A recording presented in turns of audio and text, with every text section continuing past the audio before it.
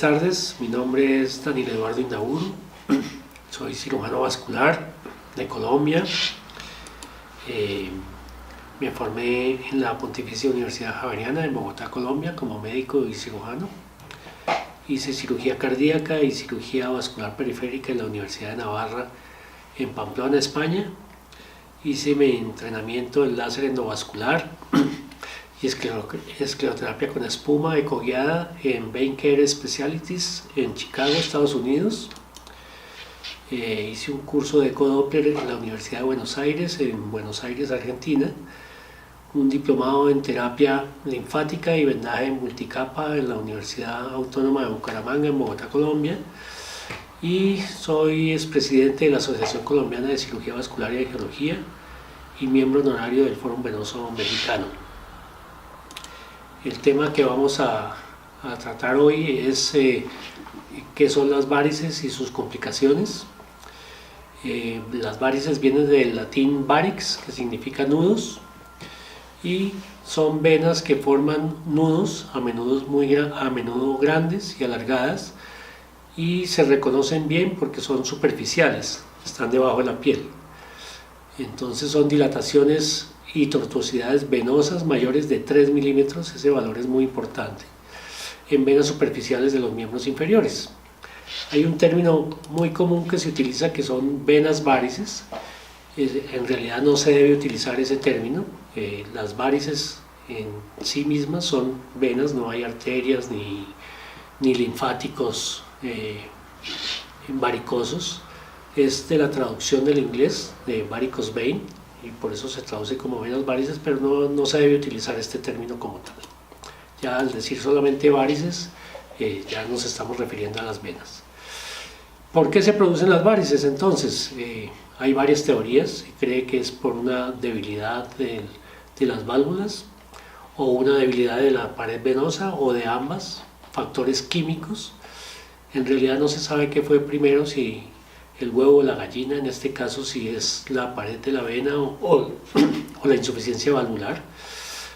Lo que sí sabemos es que entonces hay una insuficiencia de esa competencia valvular y se produce un reflujo a nivel de las venas, produciendo una hipertensión venosa y toda la cascada que conlleva a producir las varices y lo que conlleva, como vamos a ver más adelante, el problema de las varices.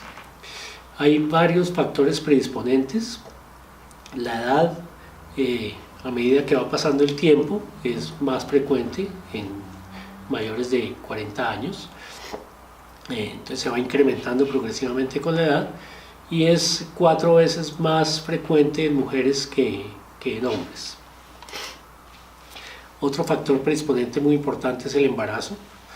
Hay un 20 o un 30% de mayor incidencia en las mujeres que han tenido 2 o más embarazos con respecto a la población general. La obesidad es un factor de riesgo muy importante, hasta un 33% más de incidencia de varices en pacientes obesos. Se cree que es por el depósito de estrógenos a nivel del tejido adiposo. Y definitivamente esto es una enfermedad con un componente hereditario muy importante. Se sabe que el 90% de los pacientes que son hijos de ambos padres con enfermedad varicosa van a sufrir de varices y el 45% si es uno de los dos padres y hasta el 20% si ninguno de los dos padres ha sufrido varices. Hay factores laborales de riesgo, que es aquellos trabajos en que el paciente está en bipedestación por largos periodos, hábitos alimenticios que sean bajos en fibra también predisponen, el sedentarismo, las altas temperaturas, la ropa ajustada y el uso de tacones muy elevados. Hay una clasificación internacional que es la CEAP, que es por la cual nos guiamos hoy en día todos para hacer una determinación más exacta del tipo de insuficiencia venosa que tiene el paciente. Y la clasificación CEAP, pues cada letra determina alguna parte de la fisiopatología y de la anatomía. La C corresponde a la clínica y ahí es donde nos tendríamos que detener en este tema, porque las varices corresponden a la C2 de esta clasificación. C1 son telangiectasias, C2 son varices, o sea, las dilataciones venosas mayores de 3 milímetros que ya veíamos antes. Es muy importante saber que la insuficiencia venosa puede ser asintomática o sintomática. Eso es muy importante porque, como veremos más adelante, a todos los pacientes debemos tratarlos así sean asintomáticos, para precisamente evitar las complicaciones, que es uno de los temas que vamos a ver ahora. Entonces, hay que tener en cuenta que las varices entonces es una enfermedad no curable, porque es una enfermedad de las venas. Esa enfermedad es progresiva y crónica. Por esa razón es importante tratarlas en estadios tempranos para evitar las complicaciones que es el progreso de la enfermedad. Básicamente las complicaciones es, si pasamos de C2 al estadio C3, es porque ya se está complicando. C3 ya es cuando hay, además de las varices, hay edema. Pasamos a la clasificación clínica C4, que es cuando hay cambios cutáneos en la piel relacionados con la patología venosa. Hay hiperpigmentación, muchas veces hay dermatitis, otras veces hay eczema. Esos cambios a nivel de la piel ya constituyen un estadio C4 de la enfermedad. C5 es cuando hay cambios cutáneos con una úlcera cicatrizada, o sea, ya en algún momento estuvo activa. Y C6 es cuando está la úlcera activa. Esas son, entonces, diríamos, las complicaciones de unas varices no tratadas y que progresaron a los estadios ya más avanzados. Y por eso es que insistimos en que hay que tratarla para no llegar a esos estadios más avanzados. Hay diferentes tipos de varices dependiendo de la vena que esté afectada. Por eso es muy importante hacer un buen estudio diagnóstico mediante un ecodoppler. Esos estudios pues deben ser realizados por una persona idónea. Esos exámenes se deben hacer en posición de pie. Hay que valorar todas las venas, tanto sistema venoso superficial, sistema venoso profundo, sus perforantes, sus comunicantes, para poder hacer el tratamiento exacto a las venas que realmente están afectadas. Dentro de las complicaciones hay unas venas que se pueden superficializar mucho, adelgazar mucho la piel y presentar una ruptura. Esa es una de las complicaciones que se llama varicorragia. Es un sangrado que se presenta con la ruptura de esta vena, y eso pues desencadena obviamente un sangrado profuso, alarmante para el paciente, pero va a generar en una úlcera varicosa posteriormente.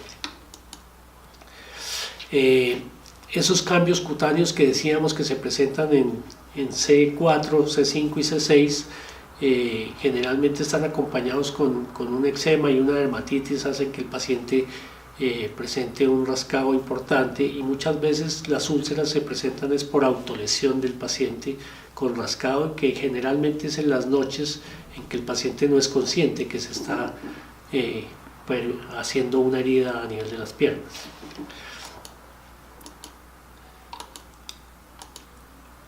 Otro de las complicaciones es cuando tenemos una insuficiencia venosa dado por las varices y complicada con edema. Eso es un caldo de cultivo para cualquier infección.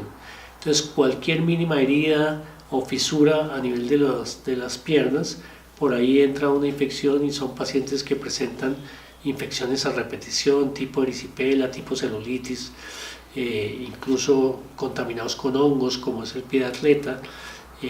Entonces son pacientes que a veces hay que hacerles tratamientos con antibióticos a repetición, y obviamente cuando estén sin el proceso infeccioso activo, pues tratarlos para evitar que estas infecciones sigan a repetición. Una de las complicaciones más importantes de las varices es la tromboflebitis, la trombosis venosa superficial, o sea, esas varices en donde la sangre no está circulando, está retenida, tiende a trombosarse. Los últimos estudios demuestran que hasta el 57% de los pacientes con varices pueden presentar trombosis venosa superficial, y hasta hace muy poquito tiempo no le prestábamos la atención suficiente a las trombosis venosas superficiales, simplemente las tratábamos con antiinflamatorios, con medidas locales, pero hoy en día sabemos que del 3 al 5% de estos pacientes pueden hacer trombosis venosas profundas y tromboembolismos pulmonares. Como todos sabemos, un tromboembolismo pulmonar es una de las causas más importantes de muerte, entonces no podemos despreciar a las trombosis venosas superficiales como lo estábamos haciendo antes. Es un episodio generalmente agudo, se pone pues induradas esas varices, roja la piel de alrededor, y entonces lo que estamos haciendo hoy en día es anticoagularlos como si fuera una trombosis venosa profunda para evitar que esa progresión de esa trombosis y evitar la trombosis venosa profunda y el tromboembolismo pulmonar. En conclusión, podríamos decir sobre este tema pues que las varices de los miembros inferiores son un problema de salud público de alto costo y con incapacidades laborales importantes, y no es un problema eminentemente estético como se piensa, y hay que tratarlos en el momento en que se detecten, en estadios tempranos preferiblemente, para evitar sus complicaciones.